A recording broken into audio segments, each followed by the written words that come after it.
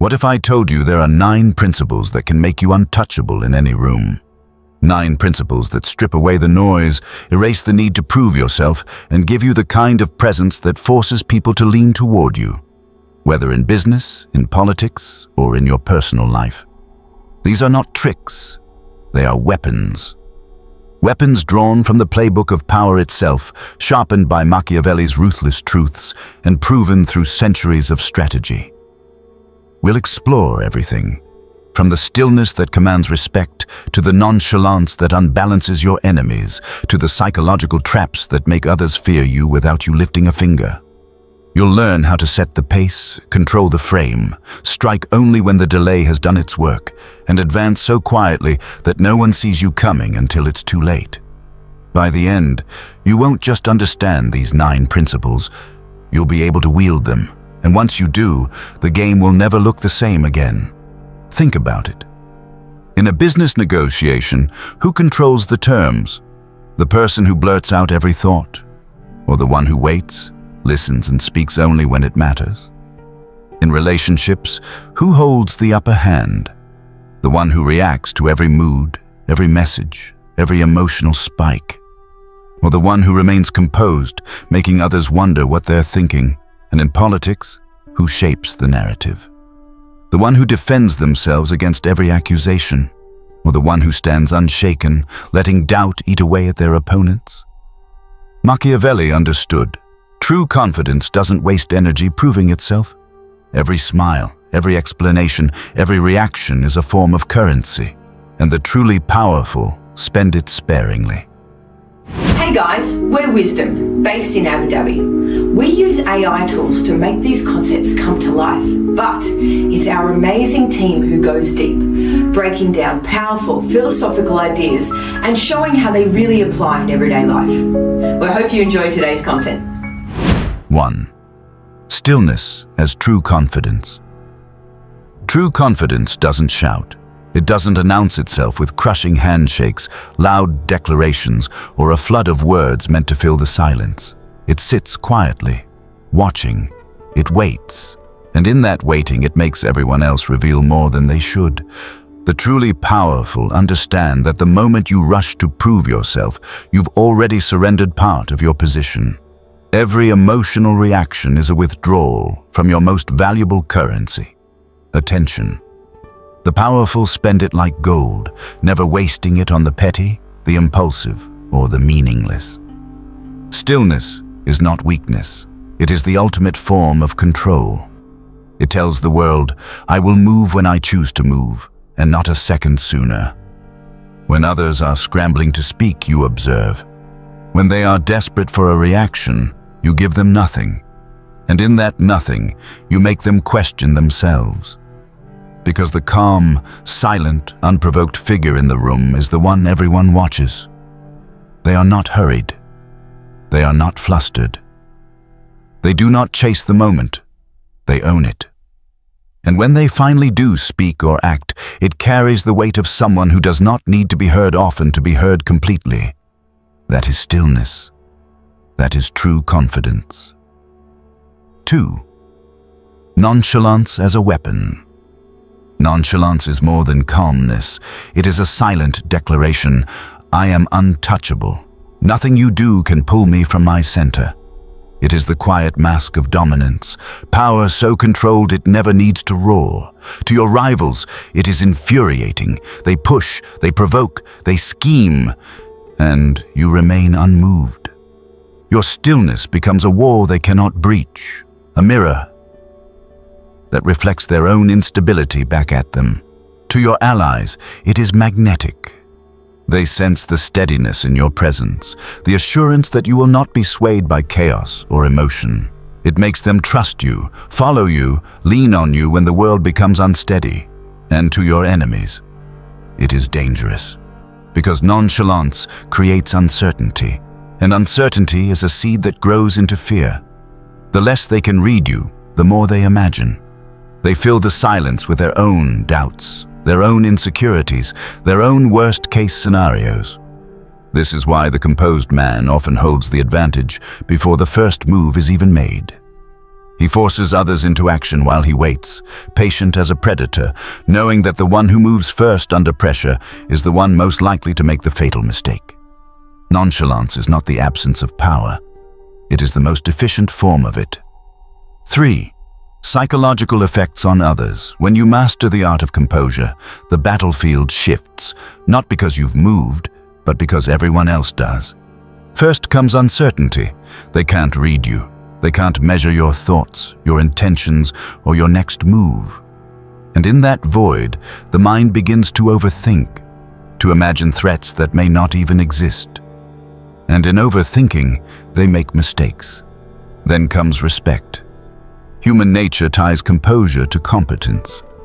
If you don't panic when others do, you must know something they don't.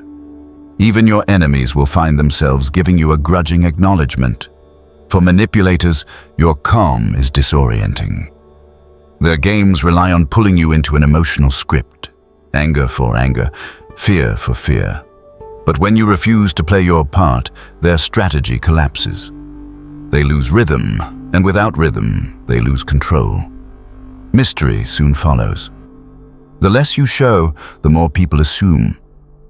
They begin to project onto you, imagining greater intelligence, deeper strategy, and hidden motives you may not even have. In their eyes, you grow larger than life. This mystery gives you leverage. Calmness makes others question their own footing. They start to doubt their approach, wonder if they've miscalculated, and sometimes retreat before the real fight even begins. And finally, the silent hierarchy shift. In any group, the one who controls their emotions best often becomes the gravitational center. Without declaring it, without asking for it, you become the reference point others measure themselves against. This is the quiet reordering of power, not with words, but with presence. 4. Training for nonchalance. Nonchalance is not a gift you're born with. It is a discipline, forged in moments where others break, and sharpened in the silence you refuse to fill. It begins with urgency. Most people live like slaves to the clock, jerking forward at every ping, demand, and deadline. But the nonchalant man does not march to the world's tempo. He sets it. He moves when it serves him, and in doing so, he forces others to adjust to his rhythm. Then comes the unmoved face. Your expression is a battlefield, and every twitch, every flicker of emotion is a surrender of ground. Train yourself to meet both praise and insult with the same steady gaze, revealing nothing, giving nothing. There is also the art of strategic withdrawal. If you are always present, you become ordinary. If you are too available, you lose value. Disappear without explanation. Leave before they expect you to.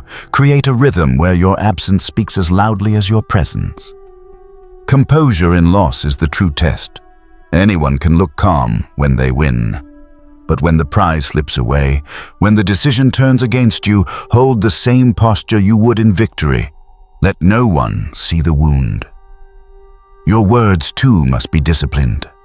Speak less than you know, and speak only when it changes the direction of the room. Let others fill the air while you conserve your presence for the moments that matter. And above all, care selectively.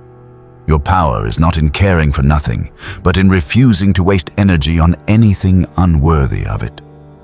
When you choose where to invest your attention, you choose where to build your influence. This is the training. It is not learned in comfort, but in the heat of moments where the world expects you to flinch, and you simply don't. 5. Offensive use. Nonchalance is not only a shield, it is a blade hidden in plain sight. A weapon that works best when no one suspects you're holding it. It begins with the illusion of disengagement. You appear distant, distracted, even uninterested. Your rivals relax. They lower their guard, convinced you pose no immediate threat. And in that false comfort, they make their first mistake. They move too soon, they overextend, they show you the cracks in their armor. You keep your ambition buried beneath layers of calm. No hints, no tells, no visible hunger, The world cannot strike at what it cannot see. Your plans remain invisible until the moment comes when they can no longer be stopped, and when that moment arrives, you move. Swiftly, decisively, without hesitation. Your rivals, still adjusting to the version of you they thought they understood, are already too late. They underestimated you, and by the time they realize their error, the game is over. This is the offensive side of nonchalance, letting them write the story in their minds while you quietly prepare the ending. 6. The dangers of misuse. Like any weapon, nonchalance can cut the one who wields it. Mastery is not just knowing when to use it, it's knowing when to set it aside. The first danger is misreading the moment. Stillness is powerful, but if you hold it too long, it becomes paralysis. There are moments when the room is waiting for you to lead, and hesitation will fracture your position faster than any emotional outburst. The second danger is drifting into indifference. Detachment is useful in battle, but carried too far, it blinds you to shifting currents, to threats, to openings, to the subtle changes that decide the outcome. The third danger hides in the shadows. Silent enemies appear too untouchable, and you awaken resentment. People can tolerate arrogance, but they cannot tolerate feeling invisible to you. Some will not confront you directly. They will conspire in silence, striking when you least expect it. The fourth danger strikes closer to home. In the theater of public power, cold composure works. But in the intimacy of close bonds, it corrodes trust. If those closest to you never see you moved, never see the human beneath the mask, they will doubt your loyalty and your heart. And finally, the most dangerous trap. Believing your own mask. Wear it too long and you forget what it feels like to live without it. You become untouchable not because you are strong, but because you are hollow. Power demands adaptability. Ice in winter, fire in summer. Statue in public, whisper in private.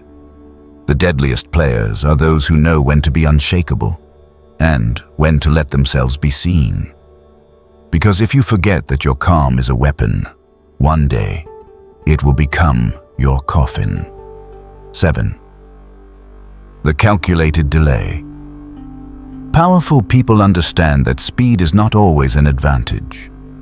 The world teaches you to act fast, to respond instantly, to seize every opening. But the master strategist knows that timing is more lethal than speed. By delaying your moves, whether it's a decision, a reaction, or even a single word, you force others to live in anticipation. And anticipation is its own form of pressure. It gnaws at certainty, erodes confidence, and turns your silence into a weapon they can't defend against. Those who act too quickly often reveal too much.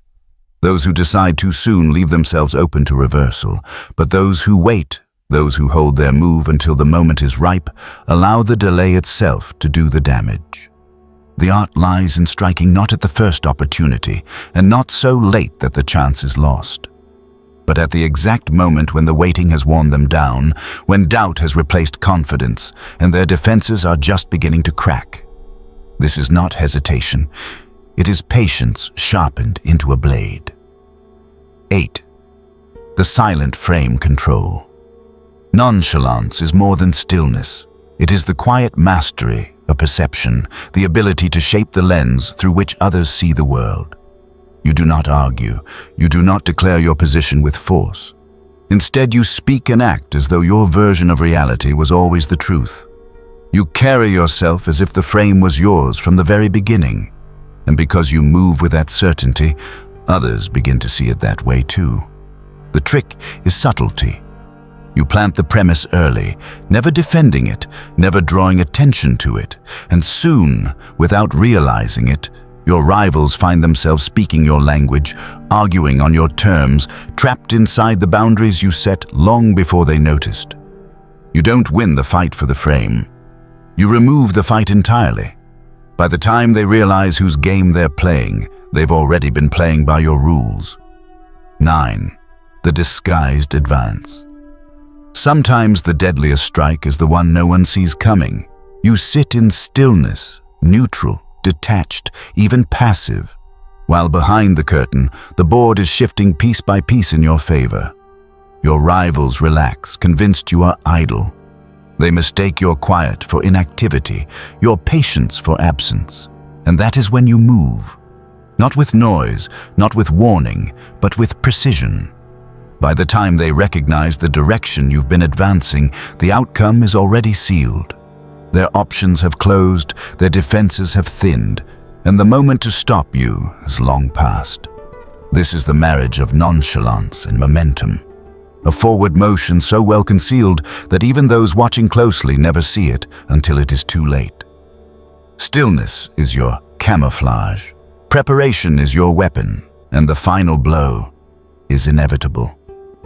Power does not belong to the one who moves the fastest, but to the one who moves last, and only when the moment is perfect. It belongs to the figure who can stand in the middle of chaos, unshaken, unreadable, untouchable. The one whose stillness forces the world to adjust to their pace. But remember this, the same armor that protects you can also become your prison.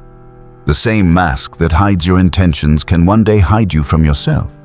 Stay unreadable, but never blind. Stay composed, but never frozen. Stay above the noise, but never so see above that you cannot hear the danger approaching. Because in the end, the calm face the world fears the most is not the face that never moves, but the one that moves only when it chooses. And when it does, the game is already over. Thanks for spending time in this. If this sparked a new way of thinking, hit like and subscribe to keep the ideas flowing. And don't forget, check the description for the links to the resources and the original books we used today. We'll see you in the next one.